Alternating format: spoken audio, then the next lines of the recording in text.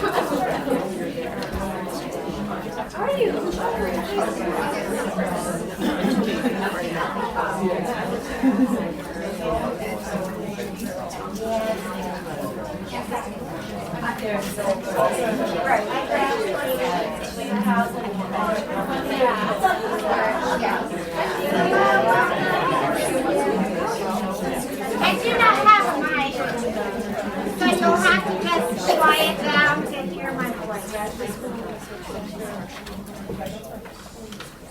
I appreciate you all coming. I always get nervous when I talk to groups of people, so I always make sure I say that. Because, right, our speech teachers in high school said, tell them you're nervous and then you'll feel better, right? My name is Karen Mercer. I have been teaching, this is my 27th year of teaching. I come from North Carolina. I'm from the Winston-Salem area, hoping to get back there soon. No offense to Illinois. My husband brought us here 3 years ago to Millikan University in central Illinois. He's the technical director of the School of Theater and Dance. Those jobs are very few and far between, and so here we are in the middle of Illinois. So my background, as I listened to Barnaby talk about his story, is all Title I schools in rural North Carolina most of the time. And then, crazy enough, I decided I need a really big challenge and moved to inner city Winston-Salem and taught there. You know, as an educator of 27 years, we knew that things were changing. Kids were changing, not just our expectations, not just the accountability, not just the stress of the job, the everyday stresses that administrators put on us, but we knew kids were changing. Perfect. Yeah, that's great. We knew kids were changing. We didn't need brain research or brain science or little electrodes hooked up to brains to tell us that something was wrong. We knew. And I want to know my audience. How many of you have been teaching more than 5 years? Okay. More than 10 years? More than 15 years? More than 20 years? Okay. I won't make you go all the way. I'm 27 for me, and I'm sure there's people farther than that. We knew kids were changing. The job was getting harder. Behavior was harder. Everything seemed to stem around the behavior in the classroom instead of really being able to do what we used to say. Well, we used to teach, right? It's going to get warm. I'm standing up, and I'm, like I said, nervous. But we knew, before the brain research, we knew that things were changing. We were already trying lots of different things. Learning style inventories. I was doing that my first year in teaching back in Texas in Aldine School District. I didn't tell that part of my story. I've moved around a little. Married a gypsy. But Aldine School District in 1989, I think. 80, yeah, something.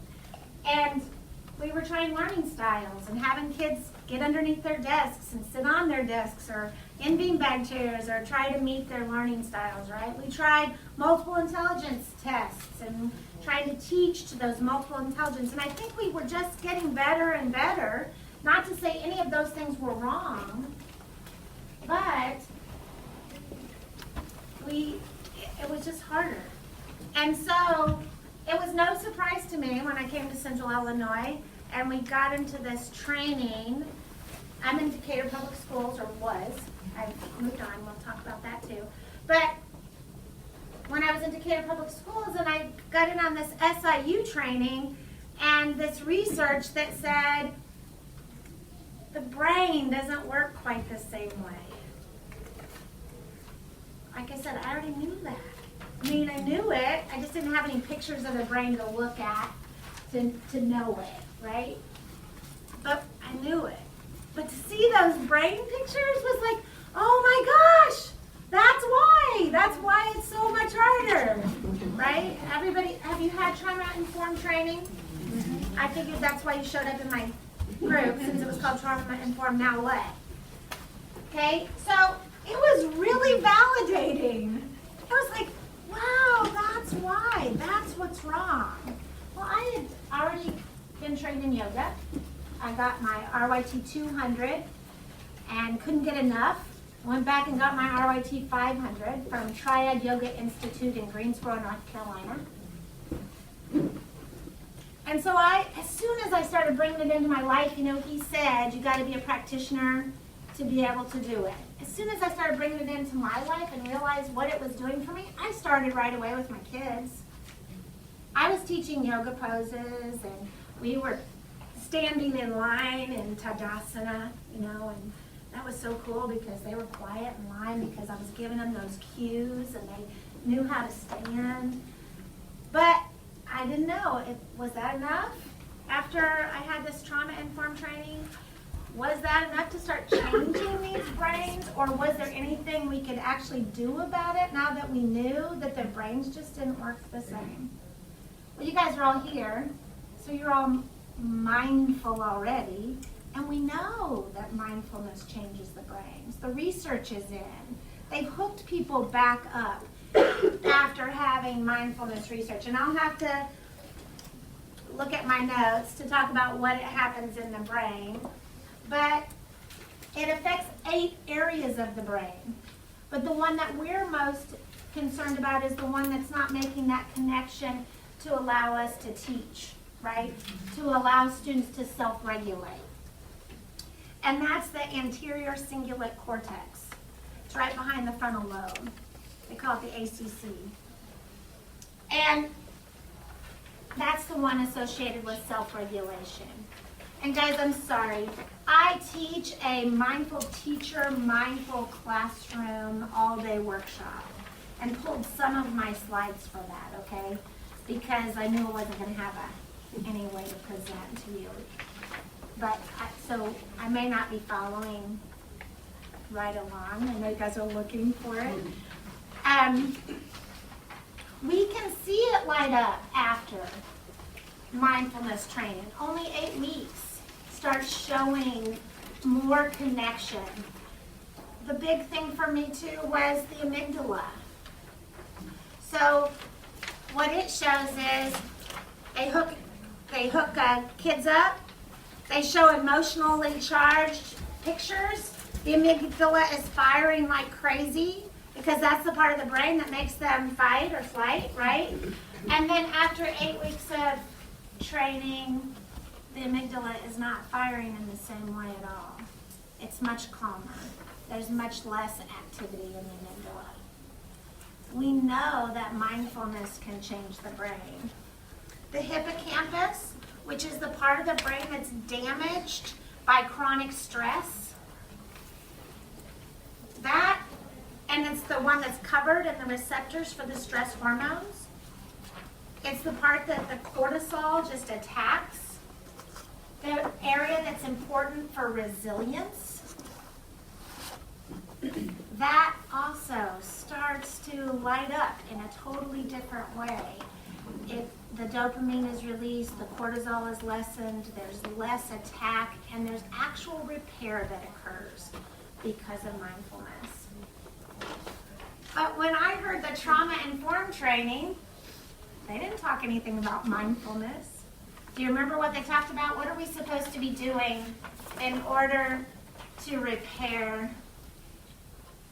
Does anybody remember? The big thing. Paper tigers. Have you relationships. Well, again, I've been teaching for 27 years. For me, it's always been about relationships. I've always been at that door greeting each child every day. Now, we know that we have colleagues that don't, right? Just like he said, that doesn't negate the work that we do, right? It's still powerful work. Teaching is powerful work.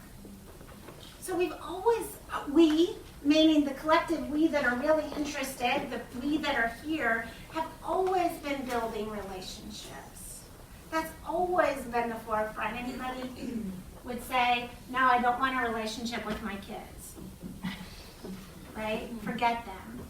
Right? I'm just here for a paycheck. Right?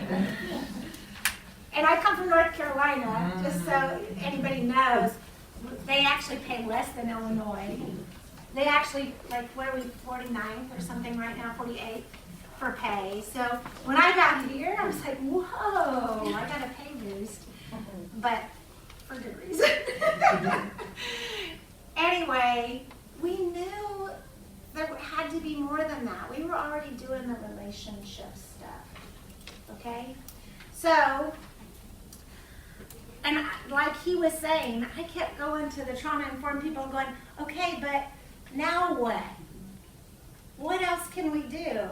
I teach yoga in my classroom. I'm doing the brain dance. Anybody do the brain dance? Ever heard of the brain dance? Oh, Google it if you don't know it. It is a great thing to do in your classroom because it's the cross body and upper body and right side body and left side body, right? It's a brain dance and you can get the directions and do it to any song. So pick something like Happy or something that you like to dance to. So I was already doing all that stuff. I thought I was already building relationships and still I was dealing with behavior. No magic bullet, right? Mindfulness isn't either. But the research says we can change the brain. We can change the brain. With these practices, we can change the brain. We can heal that disconnect. And so mindfulness is the now what. And I love what he said in there. SCL is a piece of mindfulness. Yoga is a piece of mindfulness. But mindfulness has to incorporate really everything we do. We teach mindfully, and I liked what he said too about we speak mindfully about teaching mindfulness.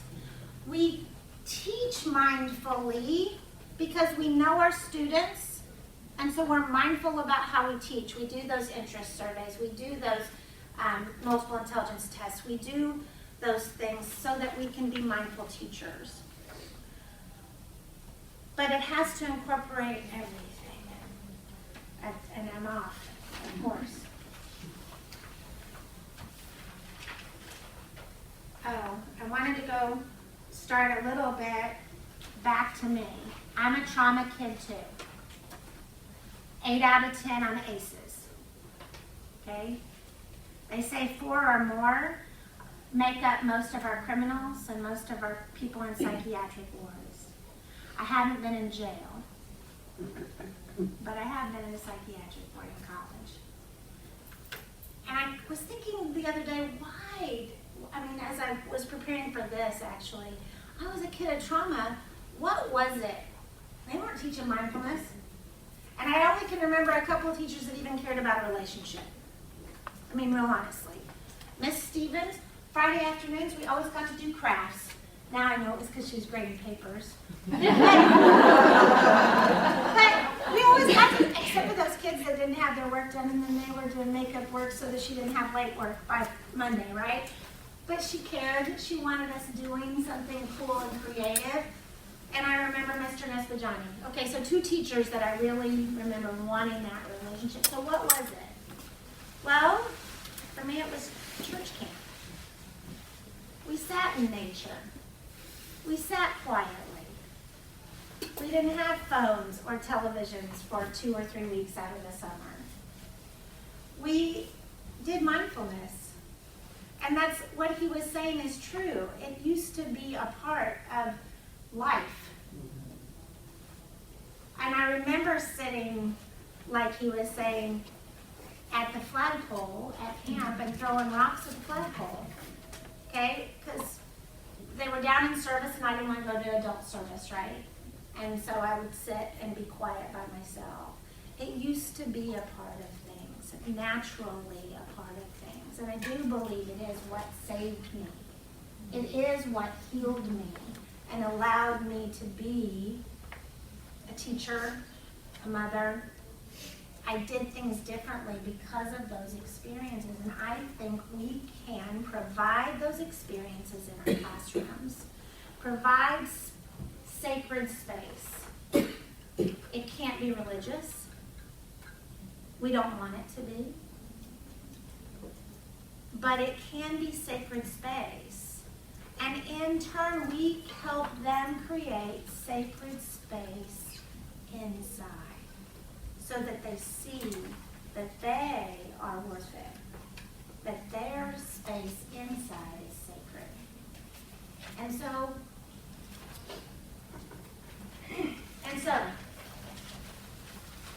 let me talk to you a little bit more about, why does it have to look different with trauma? Well, silence can be a struggle for kids of trauma. Silence means I gotta sit with my crap. And when it bubbles up, I don't know what to do with it. Okay? So silence, where we think that would be all nice and relaxing, they're gonna be so calm. For a lot of them, it's just more stress. Okay? And having to be quiet creates stress. So how does it look different? Well, it needs to have movement. It needs to have voice. It needs to have discussion. It needs to be about whatever comes up. Okay? And that's what we're getting ready to do. We're gonna play with whatever comes up. I don't want the ice to melt. So I'm skipping ahead to one of my activities and then I'll come back to this and I'll hold it in my hands so that I can talk to you more about it. We're gonna do the ice cube practice first. So, How can I help you? scoop bowls of ice and hand them to 2 people at the end of the rows. Somehow I envisioned us at tables. Okay? I mean, you know, teacher conferences typically there's little tables and we have workspace, right? So you're going to be doing this over your lap. Let's just be glad that the carpet looks like it's been here. Although, you know, the whole mandala thing was kind of interesting. Okay. So, if you're like me, I hate to be cold. That's why the temperature went up really fast. When I did this with my kids at Maroa Forsyth High School, I should tell that story too. So now I'm mindfulness teaching at the high school. I left my position so that I could devote more time to getting it into more schools. Okay, so that's what I'm doing. So I'm skipping rows here. Oh, and she's got one. And here's one. I hate to tell you this, but you're gonna here, we'll go ahead and get the front row. You're gonna take a piece of ice and hold it in the palm of your hand. Get your paper towel. Everybody should have had one. If you don't have one, let me know. There were a whole bunch of this front row. You might want more. I know, Susan's already got it in there. Paper towel. Everybody take a nice deep breath. We're going to be quiet for a minute, but it's because we're going to hold our ice. And I'm going to do this with you, and you got to do it with your kids too, because you hate it too, right? So, I want you to think about the ice. Hold. little uncomfortable, right? Okay. And take a nice deep breath and see if it gets any better. Did it? No, not really. Okay.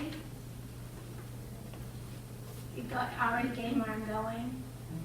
Stay there though. Stay with me. I will let you get rid of it in a minute. But I want you to think about uncomfortable emotions and staying with them. Okay? Now in a few minutes, we won't stay that long, I promise, a few seconds, what's starting to happen with the palm of your hand? Talk to me. It's burning a little bit, aching a little bit. Mine aches. I'm 51. Okay? Now I want you to shift it to another part of the hand. What do you want to do almost immediately? At least me.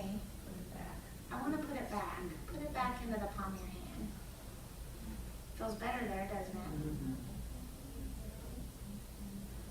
Okay, think about anger, hatred.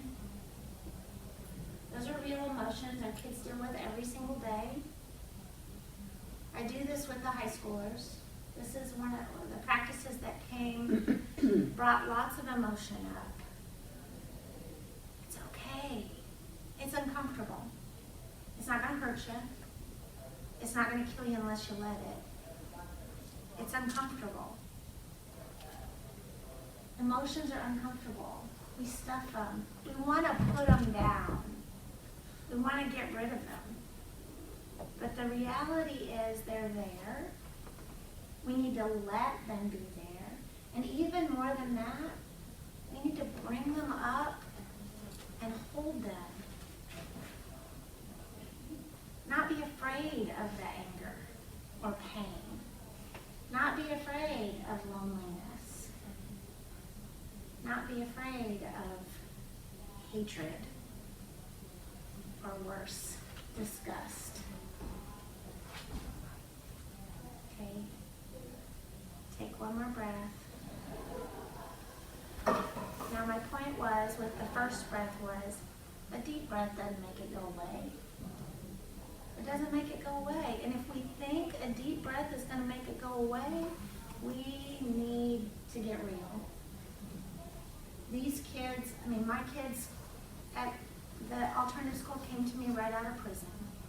16 years old and 7th grade and straight out of prison. A deep breath is not going to take it away. Okay, guys, you can put your emotions in. Okay? Wrap it up in your paper towel, set it back in the bucket.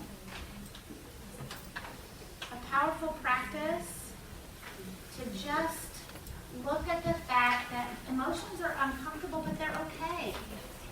It's okay for us to be angry.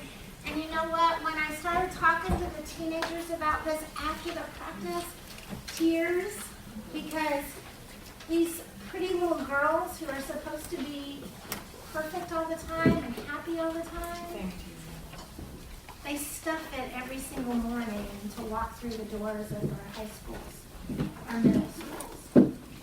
And they're hurting, but they can't sit with it because it's not cool to sit with it.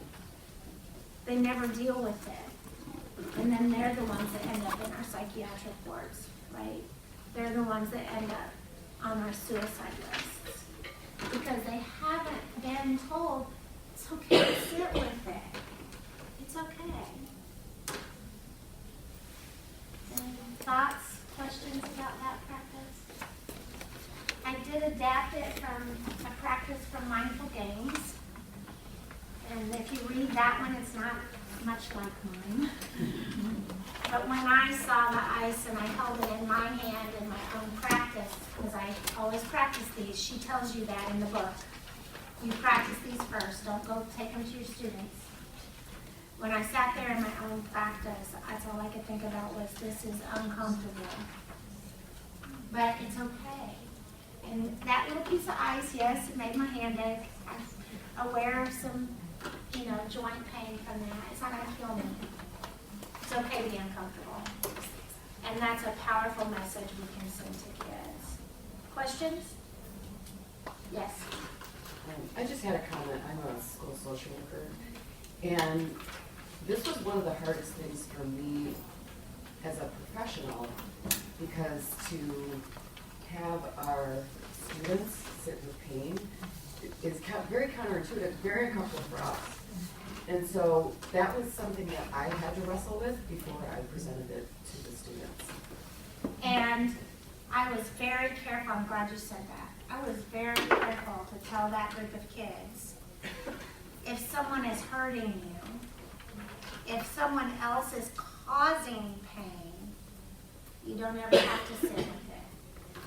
Always seek help, and then sit with it with somebody else. I mean, and that's a really important part. You got, again, there's that fine line, especially with kids of trauma, is it's okay to feel this way, it's okay to feel this way, it's okay to feel this way, but then they don't have any way to get rid of it. So it has to be both, it has to be that balance, and they have to know that you're maybe the safe person or someone else in their school is a safe person, and that they don't have to stay in a situation of pain. But it's okay to feel angry because someone is hurting you, or someone has hurt you, or because, right, of a divorce, or because of you're a drug addicted parent, or whatever their case is. It's okay to feel angry about that. You don't have to be in control all the time. It's okay to be uncomfortable. It's okay. Any other? I love more people talking than me. Any other discussion? I guess with a lot of the kids that I've worked with too, it's really difficult for them to understand kind of the feeling or the emotion behind it. So it's the acknowledgement. First thing, acknowledging that. So with that ice sitting in their hand, a lot of times they don't even want to acknowledge it. They don't even know how it feels most of the time. So you just have to really dig pretty deep and not push them. So because I think a lot, even for myself, it can be in denial before. I mean, I may not even understand what that feeling is. Right. You And know? but it's uncomfortable. Mm-hmm. Whatever it is, even if they can't name it, even if they can't pull it up, it's that uncomfortable mess inside that they don't know what to do with. Yes? So I just read this book by David Treleaven. He wrote a book recently called Trauma Sensitive Mindfulness. No, It's but really I'd like to awesome. read it. He talks about zones of regulation in mindfulness, and that we have to, as teachers, sort of know, or as educators, or as adults in a child's life, sort of understand when a child gets out of that zone of regulation, then maybe the ice is too much. Yes. And that it's not okay to keep focusing on the emotion because you become dysregulated and then the benefits are gone. Right. So how do you? Well, and I mean, again, when I'm in with the kids, I'm a little different, but I did the same thing. If you can't handle it, put it down. That should always be an option, right? And like I said, always, if you sit with someone else to deal with this, because sometimes it is too big for us. This is just one little activity in a bunch, but good. Yes, and what's the name of the book again? Everybody wanted to write that down? It's called Trauma Sensitive Mindfulness by David Treleaven. It's a really beautiful book. And maybe Okay. it's a good one. Yeah, it's a good one. And I'll probably ask you again just highlight it. at the end. Yeah, highlight the whole thing. That's my the mark below. Exactly. Oh, this. And I've got my timer going. Okay. This changed how I started teaching mindfulness. And I told you I didn't have a PowerPoint, so I went out to the garage and did it the old-fashioned way, right? So this is Daniel Siegel. And I held up the book, The Mindful Brain. It is a very deep and heavy read. I have had to read and reread it, and then go back and read it again, and so it's highlighted in different colors, because it's a heavy read. But one of the most valuable pieces I took from it was the Wheel of Awareness. He is a child psychologist first, a mindfulness person later. came to it later in life through John Kabat-Zinn, a week-long silence retreat. Isn't that great? But he talks about this wheel and how important it is, and this is why I think that this redid how I taught mindfulness. I had mindful schools training, but then I started organizing my mindfulness in this way, so that I made sure I hit each spoke of the wheel each week. I'd introduce one spoke 1 week, then another spoke 1 week. So I took 4 weeks to do the introduction, and then I came back to it and did one from each week, so that I made sure I was hitting all of the spokes, and that's how I'm continuing with Morel Forsyth. And that school has taken their last hour of the day and made it into study hall for kids who need study hall and need to study for a test, or they fail in a course and they need to go work with a teacher, or SAT prep, or mindfulness. And I thought the same thing he did. If they would just all come do mindfulness, we probably wouldn't have to worry so much about their schoolwork and their SAT prep. And one of my kids that's come, she does SAT prep every other week. So she comes and she goes, I told the teacher that I think we ought to do mindfulness before we do SAT prep. So we need to breathe so that we're not so messed up and worried about that. Daniel Siegel also here, this has been an important message to me, is compassion, openness, acceptance, love. And I think this really hits for me, really hits those trauma kids. Helping them have compassion for their own wounds and whatever comes up. Self-compassion. Compassion for that person that might be in your face. And compassion for self. Openness. Accepting and then loving. And for me, this is about self. Mindful teachers have compassion for themselves, openness, acceptance, and love. And this is the practice that I've also started doing with the high schoolers. So this comes from Gregory Kramer, and his book is Insight Dialogue. And he talks about these things when in dialogue with others, but it works really well in a yoga pose. So how many of you do yoga or some sort of anything that might cause any kind of discomfort? Okay, there's a pose in yoga where you lay on your back and you cross your legs pretty tightly and you draw the knees to the chest to get into the piriformis muscle. It's literally a pain in the butt. Okay, and so I use that on the mat with the kids to talk about this. Pause. So you step out of the automatic reaction to drop the ice, to get out of that painful pose. You pause. Figure out where it's coming from. You relax, and that's where the breath comes in. And I did see some people getting pretty good at with the ice. Relaxing. You relax. You loosen the grip.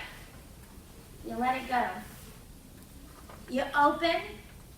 So in a yoga pose, that's perfect because you want that muscle to open. You want that hip to open. You want to find some space. So you open to whatever's going to happen next. And then you trust in the unfolding of things. Because then you trust and know whatever happens, I'm still going to be okay. It hurts. It burns. I want to put it down, but it's not going to kill me. You speak your own truth and you listen deeply. So these are steps to teach, of course. You don't do them all at one time. And he does a beautiful job in his book of teaching each of these steps of how to get there. for yourself, in your relationships with others, to be in dialogue with one another, in healthy dialogue. And isn't that missing? Healthy dialogue. Okay. Mindful movements. We don't have much space. So stand up. This is from Thich Nhat Hanh. I have one of his books called Pieces Every Breath. There's room back here if you want to move Okay, more. if you want to move a little bit. Give the But this luxury is from a of book space. called 10 Mindful Movements. He's made it into a children's book just recently too, 10 Mindful Movements. And so, like I said, for kids of trauma, moving through their breath is a little better than sitting with it. So, I named them, I better look at the names, because Thich Nhat Hanh is a Vietnamese monk, right? And so, these are kid-friendly names. So we're going to ride the waves. So think about riding the waves. We're just going to inhale, lift the arms up to the shoulder height. Exhale down. Inhale up. Exhale down. And he says 4 times. Inhale up. Exhale down. Inhale up. Exhale down. Raising the roof, we go all the way up. Inhale up. Exhale down. We'll do that just one more time so we can keep moving. And exhale down. Bringing it. So arms are wide and we bring it together. Inhale in. Exhale out. Inhale in. Exhale out. I like this one. Circle of love. So bring your hands together and we bring the right hand up with the inhale. Exhale, bring the other one up. Inhale down. Exhale down. Hard for the brain, isn't it? Inhale up. Exhale up. Inhale down. Exhale down. So good for the brain too, right? Roller coaster breath. We're going to bend at the waist, so be careful of your neighbors. We're literally going to take our head on a roller coaster ride, okay? So we're bending forward. And we same with the circle of love. We inhale up. Exhale down. Then opposite direction. Inhale up. Exhale down. Inhale up. Exhale down. And come up. You may feel like you're on a roller coaster. Yeah. Sinking and rising breath. We're going to do knee bends, okay? So ready? We inhale down and exhale up, which is again the brain doing the opposite of what we think it should do, right? So inhale down, exhale up, inhale down, exhale up, inhale down, exhale up. And I won't make you do that. Okay. And then, oh, I did that wrong. Ferris wheel is the one that with the head. The roller coaster breath was just a forward bend. So you do this, and then up, like you're going up over the hill, and then back down. Okay, so we did opposite Ferris wheel, where you feel like you're going up and over the top of the Ferris wheel. Okay, I'm sorry. And then kick it out slow-mo. You can talk to the kids about, especially younger kids, about being stuck in something or being in something heavy, like standing in syrup or Jell-O, so that it's all in slow motion. And I, of course, would have my shoes on. Okay? So it's slow motion. So we inhale the knee up. Exhale the knee down. Oh, no. Exhale the leg out. Kick. Inhale in. Exhale down. Inhale up. exhale out. Inhale in, exhale down. And guys, the more cues you can give, and this is the yogi in me, the more they stay in their bodies. So if you look at that sixth sense, interior of the body, breath and movement, those hit those really well. The one we did with the ice comes from the seventh sense. And go ahead and have a seat, because I know you can figure out the rest of those. So, what's my time? 3 minutes. I want to do mindful walking. I'm afraid we don't have a lot of space. Maybe we can just have a small group do it, a fishbowl. Anybody willing to be in a fishbowl and come do mindful walking in the back of the room and let us all watch? Okay, so I need a few people in the back of the room where we have a little space. And I would, are you going to come play? Sure. Come on, come play. Oh, I need at least 3 more people. Because it needs to be a group. Okay, this is our interconnectedness. Okay, I know this is going to be weird. Nope, don't stand there like, what I want you to do is walk as fast as you can in this space without running into anybody. Change direction as often as you want. Try not to touch anyone. Try not to touch anyone. Walking as fast as you can. Proprioception, right? We're worried about where our bodies are first. Okay, I want you to slow it down and walk and not touch anybody. Change direction as often as you want. It can be as random as you like. You're in your own space. Okay, and then this is the one that starts dealing with our interconnectedness. And you give them a lot more time than this, please. But now, if you get close to someone, lean into them. If you accidentally end up next to someone, lean in. Take a breath with them. Keep walking, keep walking. You're going to have kids avoid it, right? Is that okay? Yes? They're in their own space. Aware of your walk. Oh, look, and see what starts to happen. And now I want you all to walk towards the center of the room and lean in on whomever so that everyone is leaning.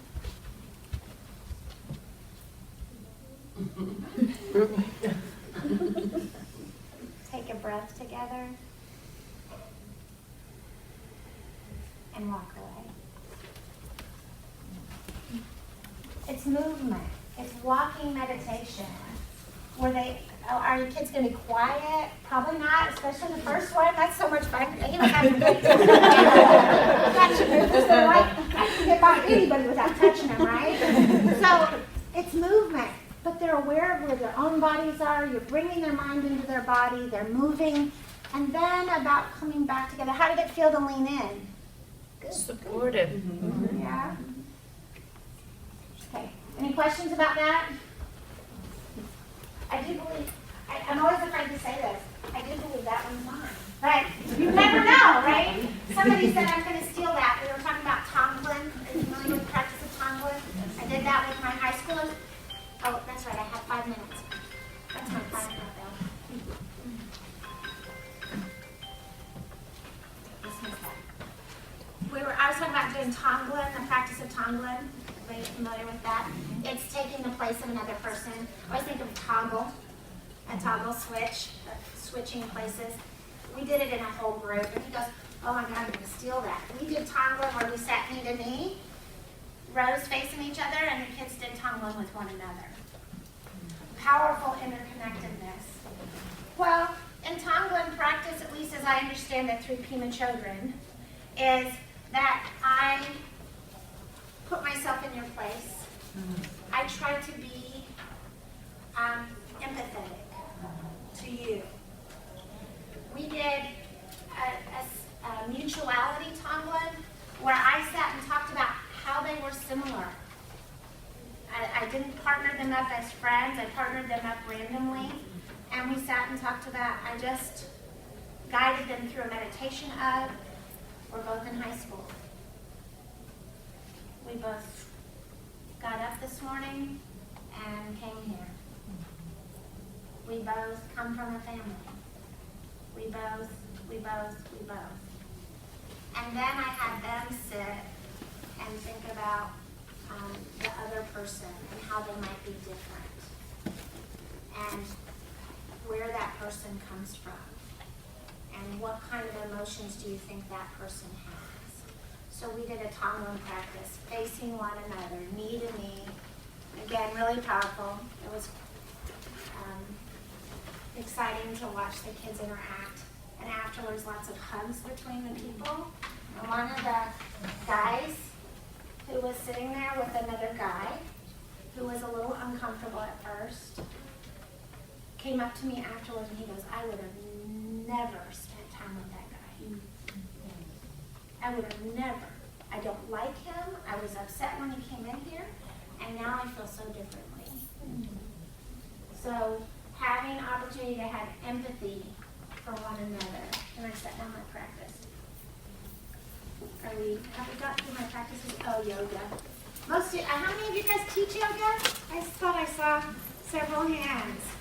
Okay, so this is nothing new for those people who teach yoga, but those of you who don't, there's two basic things to remember as far as I feel like in a classroom is forward brings calm, back brings energy. So if your kids are falling asleep, got their heads on the desks, it's time to do a chest opener.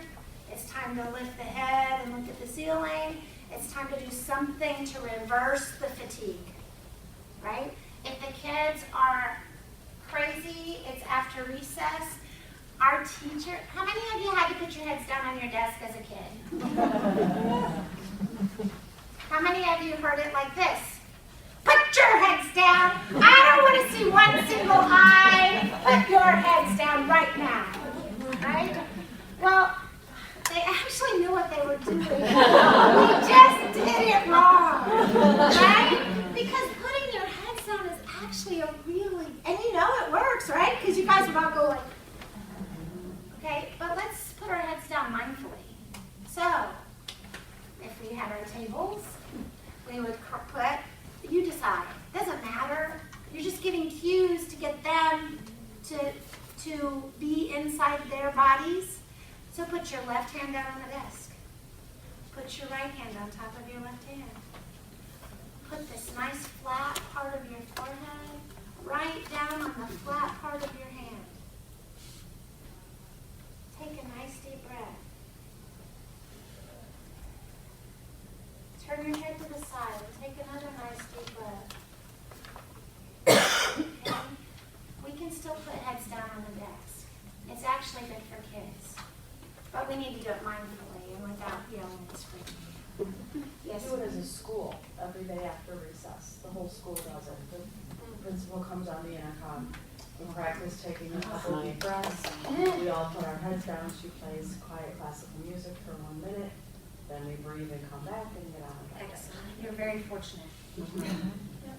Also, and a little bit about, again, about story. Tyrone, little guy, super angry in inner city Winston-Salem. Fit thrower, I know. Are we watching time? I had that 5-minute warning probably 5 minutes ago, right? Oh, it is time. Anyway, I'll tell this little story. Principal did not like me doing yoga. We didn't have time for that.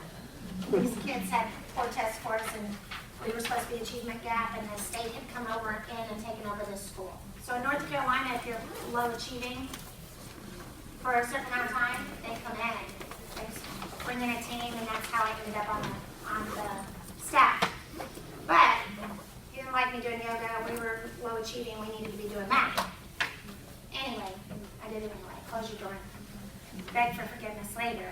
Hopefully you're lucky and I got a principal like that. And that's probably my even bigger message too, is you've got to have support. Like he said, go to those people. Get it. Get that support. I don't want people coming in and making fun of you doing yoga, right? Last principal, made fun of you. He would come into the classroom and go, oh, you're so very helpful. Thank you so much. Anyway, Tyrone, the only thing I taught him was child's pose. On your knees, belly on your thighs, hands in front of you. That's all I taught him. But for Tyrone, that's really what he needed. He needed permission. So when Tyrone would be throwing a fit and screaming and yelling and stomping at me, I would just look at him and go, Tyrone, I think you need child's pose. He would drop like a rock, like hit the floor so hard that I was worried about his knees, and he would go into child's pose. And he might stay there for 10, 15 minutes. But when he came out, he was ready to talk about it, and then we went to the peace table, and then we were able to discuss it. We give them tools to deal with the crap. And I didn't have enough time. But I would love to.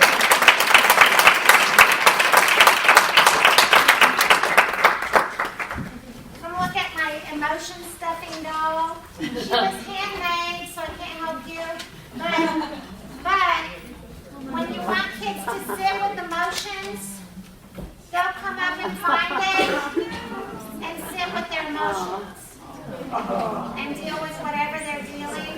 And then they give it back to the mother who can take care of it for them because it gets too big for them. So, sorry, handmade.